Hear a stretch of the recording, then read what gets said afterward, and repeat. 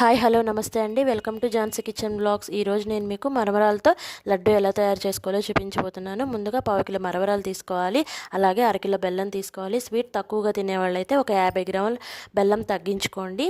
ఇప్పుడు ముందుగా ఒక 450 గ్రాముల బెల్లాన్ని ఒక గిన్నెలో వేసుకొని ఒక అర గ్లాస్ వాటర్ పోసుకొని స్టవ్ మీద పెట్టుకోవాలి. బెల్లం కరిగిపోయినాక ఆ బెల్లం రసాన్ని ఇంకొక గిన్నెలోకి వడపోసుకోవాలి.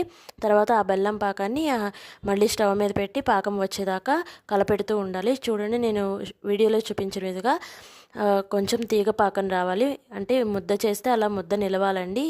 ఇప్పుడు పాకం వచ్చినట్టు. ఇప్పుడు మనం ఈ పాకాన్ని మనం మరమరాల్లోకి పోసేసుకోవాలి.